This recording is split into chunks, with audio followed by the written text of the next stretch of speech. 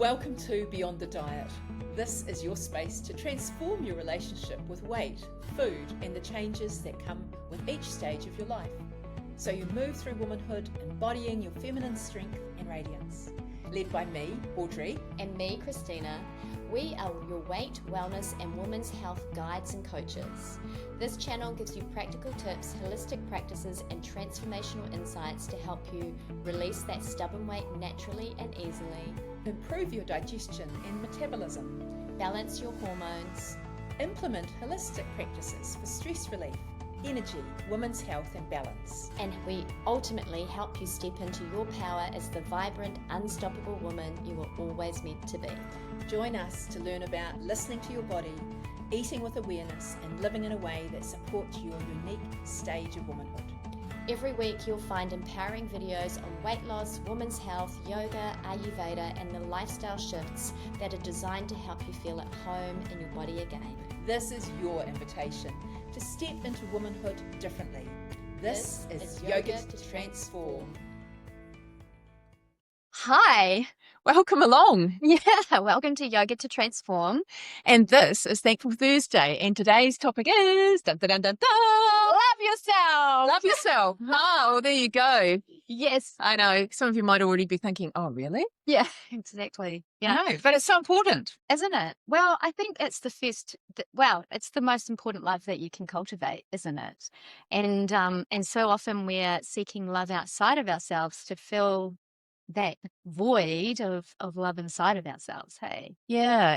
And there's so many reasons that we start not feeling in love with ourselves, you know, probably from when we were a kid. And maybe, I don't know, I can remember back to, you know, things I did wrong and I thought I must have been a bad person. Yeah. So you kind of stop thinking about the fact that you just did something bad. Yeah. Because that's the difference, isn't it? Yeah, exactly. There's the doing of something bad, and then there's the being bad.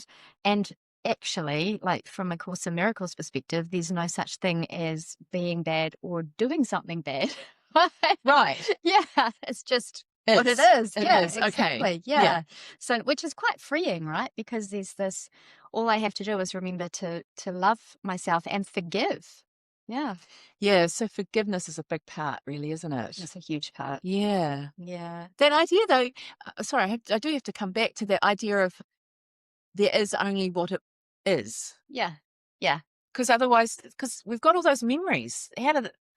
And, you know, sometimes you can think back and you didn't say the right thing or you didn't, you know, help the person when you should have or whatever it was. You've got all these memories, but they're not really real, are they? No. And actually, there's a huge amount of research around memories in terms of like they are not real. Like we construct our memories just as much as we can construct our future. So we are, when we look back, half of the memories that you think happened may not have happened in the way that you thought that they happened. Yeah, yeah. So you ever been on holiday with your siblings, you know? Lots. Yeah. Lots of times, you know, or even going away with other friends and you think back and you talk about the things that you remember. Yeah. And, I remember how, you know, it was rainy that day and so we couldn't do so-and-so. And the people you go away with might say, oh, I don't remember that. I thought we did it. Yeah. It happens all the time in my family. I'm like, I have no idea. I do not remember that happening at all. But anyway, that's another story. Yeah. So I suppose that's getting back to the self-love thing is that we're constructing all those things in our head and we're carrying them around like a suitcase or a trolley or something really big. We're carrying all these things around. Horse trailer. And they might not actually be even true. No, not at all. Yeah. Yeah. And that's, I think, I remember when I was going through my first time through A Course in Miracles, which the workbook, and I had this aha moment of as a child, we make all these interpretations of who we are based on the adult's behavior around us. Okay. And because of the fact that we're the center of the universe when we're children, and we still are when we get older as well, but we think that we've caused mum and dad to behave a certain way, or that we were, because of my badness or something that was wrong with me, these things in the world have happened. So there's these false interpretations that we start making right from a very early age that then we carry with us all the way through, and it was never the case. Right. So forgiveness. Yes. We actually have to be sitting here, and every moment you think about something like that, you just have to say, let it go, and you're perfect as you are. Yeah. And all those things that you might have in your memory may or may not have happened, and it doesn't matter whichever way, because now's the perfect time to be here doing whatever you're doing. Exactly. Yeah. Well, isn't there's that Hafiz poem, which is, where you are right now, God is circled on a map for you. Like you were meant to be here right now. And you and I were just having that conversation. Absolutely. Actually, everything that we've done was preparing us for this moment. That's right. We just didn't. Whether I was a teacher and could write the notes that we've got just behind us to remind us where we're going. Yeah. And I've got nice handwriting for a blackboard. Yeah, exactly. 40 years of teaching in a school. We were saying I would never have passed that class.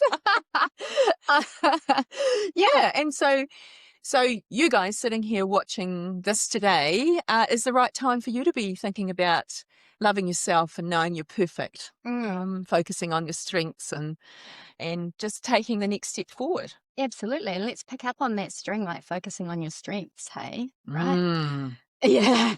Yeah, what a good one. No, and that's a huge part of the self-love equation, because I don't know, but most people I know focus on what's not right, what they need to improve. Like you look in the mirror and instead of seeing the beautiful, resonant human being like shining back at you, it's like, oh my gosh, there goes that pimple, or there's another wrinkle, or oh dear, I've got a grey hair, whatever it might be. Yeah. And it's all a distraction that's pulling you away from this centeredness of just knowing that actually those wrinkles and those pimples and those grey hairs are perfect because you are. Yeah, and if you didn't do something, or you did do something or whatever, let all that go as well. Yeah. It reminds me of some of the work that I did around positive psychology, because you can do a survey about your character strengths. And I love it because we all have character strengths. We all have all 20 of them. And all that happens is that when you do the survey, it's not like, oh, you've got to improve number 20 and number 19, whatever. It just says, focus on your top 5. Use them as your signature strengths. Yeah. And if there's something that you feel like you want to improve on in your next step, use those strengths to help you with some of the others. So it's already saying you're perfect. You've got all of the character strengths you need. Totally. And you've got some that you go to and that you're really strong in. Use those. Exactly. And there's no need to change that, because I need you to be really strong in the things that you're really strong in. And I need someone else to be really strong in 5 other things to make this work. That's right. We always, it's that old chestnut, if we were all the same, what a boring world it would be. Totally. What would be? But We'd be robots. Nothing would happen, would it? No. Well, yeah, because we'd be happy with what was going on because it was what suited us, and we wouldn't go any further, and can't even really imagine it. So vanilla. Yeah, vanilla. If you want to check that out, it's VIA is the name of the character strengths survey, if you want to have a look at it online. Yeah. That's so cool. But it's interesting in terms of just that, giving yourself permission to be authentically who you are. And because I'd also remember, like as a child, parents, I'm raising 2 children myself currently, and I remember when they were younger, because they are very different personalities, but also very different personalities to myself, having to have these little conversations with myself about, I just have to let Eli do this passion that he has, even though I do not resonate with it, even though I'm struggling with it, because that's an authentic expression of who he is right now. So has always been really into computers, right? And that's it was a struggle. Not in a bad, it was a struggle, but like, he is so talented now in terms of he's really anchored into filmmaking, which right from the early days he was making films on my camera, my phone, and so it's phenomenal. But if I'd gotten in the way of that, and one of the things that the children say to me is, we're so grateful that you let us express who we are. Um, and it's only because I do work with so many people who are hit 40 and they're like, so why are you an accountant or in marketing? And it's like, well, because I always really wanted to be a musician, but my parents said, well, how are you going to make money doing that? You have to get a sensible job. Yeah. Yeah. Yeah, that's right. We're not really, well, I mean, we're both looking at stepping into other things that we're, working with you guys, Yeah. being thankful for the opportunity that we've got other jobs that are supporting us at the moment to do this. Yeah. Yeah. And we're trying to be more and more authentic for ourselves, aren't we? Showing up for you guys, showing up for each other. Yeah. What's your journey into authenticity been like? Like, have you had a journey into authenticity? Like, or have you always just been this sparkly, bright, gorgeous human being? Yeah. So teaching, it was a passion of mine from the beginning. Yeah. And I certainly have had to do a lot of work around self-love, actually. I always imagined myself a fat kid and, struggled with my weight and dieted and, just never really happy in my own skin. So probably I've sort of been on this path of learning more about myself and learning how to express myself fully. And I've always moved around a lot in my teaching job. So I've had the opportunity to sort of put myself in different settings. I was just talking about a job where I actually was a field trip teacher, but we didn't take kids with us. We were doing filming. So I sort of have that in my background. Yeah. So I have always tried to step into something new and try and be more me. Mm. Um, yeah, it's just been a continual process for me. I suppose I've been lucky enough to find the next thing. What is the next thing? Yeah. And be open to it. And although I've been a teacher, I've been able to step into different roles and now sort of left school behind and stepped into the role of yoga teacher and working with you guys in a teaching, building our community together kind of a role. Mm. What Yeah. about for you?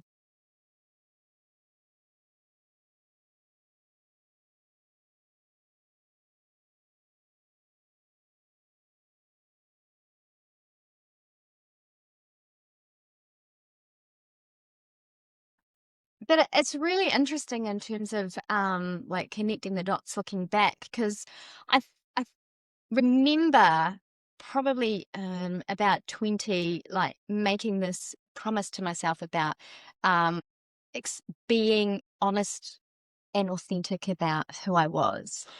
Right? That was pretty pretty out there at 20. I know. I certainly wasn't doing that at 20. Well, I think I, to be honest, I was in so much pain. I needed something, right? So making that commitment, um,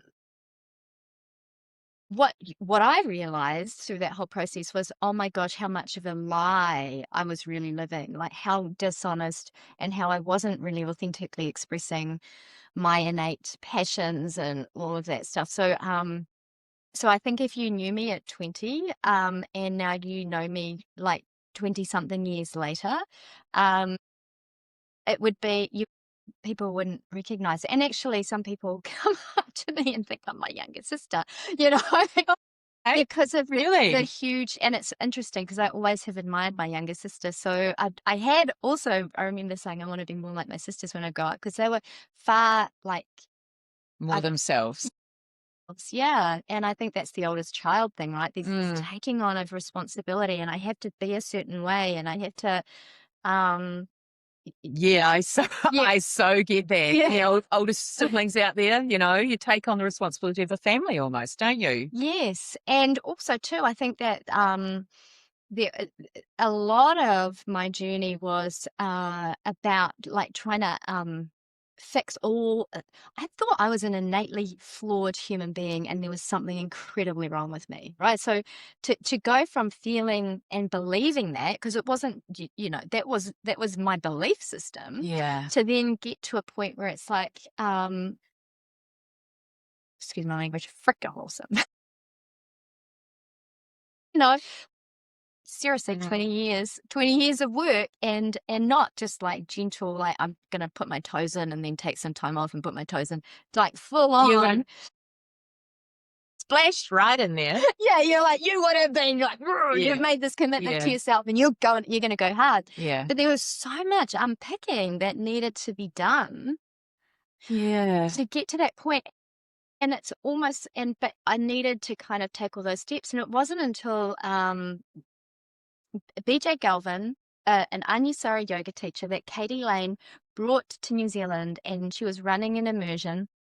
So I did my first Anusara immersion, and BJ was teaching, like, love is the ground of being, and you are perfect just as you are. And anyway, I was like, I probably had heard it, but I'd never heard it. Yeah. And that moment people talk about, so I did that 5-day immersion. And anyway, after that, I went home and left a relationship I'd been miserable in. I was thinking we haven't even talked about relationships. Yeah. Maybe that'll be another whole video. But anyway. So. But I left a relationship I'd been miserable in because I wanted to be happy. I quit my job and I went to South America. And like, so the people that were on the immersion, what just happened to that woman? But it was like something shifted, and that desire to just authentically. And then I went back to uni and did my psychology. I dived deep into the Anusara teacher training path, traveled the world, because all of it, my heart had been like, boom, okay, this is it. This is real. It was real for you, wasn't it? Inside. Yeah. I suppose I had an aha moment, but it was much sadder, because we'll talk more about relationships another time. But certainly I'd been searching for someone to love me, and that was mainly because I wasn't loving myself. And really my aha moment to get out of that cycle was actually when my sister passed away, which was shockingly terrible. Yeah. Heartbreaking. Yeah, absolutely heartbreaking. But her husband was really heartbroken, which of course you'd expect, and you loved him even more because he was. Yeah. But I actually thought that I deserved someone in my life that if I died, I wanted them to be heartbroken. Totally! You totally deserve that. I know. And so I kick up the pants in a terrible way, but that kind of was the point for me. That was like, yep, change the relationship. Yeah. Be prepared for a relationship that was going to meet my needs. Yeah. I was perfect the way I was. Yeah. Plus, when someone really close to you dies, some of you have probably experienced this, it really makes you get on with your life, because lots of people that we know and love don't have another day. This is maybe the only day they're going to have, or I'm going to have. So you better get on and frickin', excuse me. Thankful Thursday dedicated to frickin' today. Get on and do it and live your life and love yourself, because you are perfect just the way you are. Praise the Lord. Yeah. And yeah, it's so true. It's interesting that you say that, because I had a moment in my grandparents' kitchen. Same kind of awakening, I guess, or insight, where it was like, they were married 55 years and totally in like, my grandfather adored my grandmother. And, I thought she was a bit of a grumpy old lady, but she was actually pretty freaking cool. And I would have, she adored him.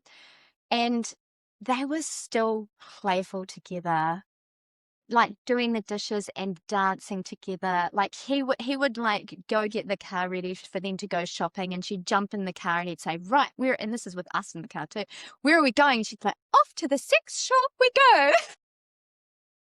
I don't know, some like, she was a very prim and proper woman. And then after he died, she just was waiting to die. That was it. Like, life was not worth living. So yeah, there's that moment of seeing this beautiful love and connection, Yeah. and then also seeing the pain of having lost it. And I remember thinking, I want to love someone as much as that, so that when they're gone, I'm heartbroken. Yeah. Yeah. That's right. And part of it is because we're not focusing on the fact that we're perfect to Yeah. start with. So we put up with other stuff Yes. along the way. And Yeah. and we hide ourselves. We're not actually being authentically ourselves to fit into that relationship. Yeah. And so need to shine brightly, be who you are. You're perfect the way you are. Exactly. Yeah, that's it. And the last point, I guess, in terms of that whole thing about is the kindness and the compassion towards ourselves, right? And removing the barrier to love in every moment. So there's that kind of journey of, in my journey into love, and it sounds like yours too, has really been a journey into, okay, I need to just stop believing that there's something innately wrong with who I am. Yeah. I need to Yeah. let that story go because it's not the truth. And then I can anchor into loving myself. And then from that place, I can open up to, Yeah. That's right. Everything. The yeah, bounty of the universe, really, isn't it? yeah, Yes. So Maya Angelou says,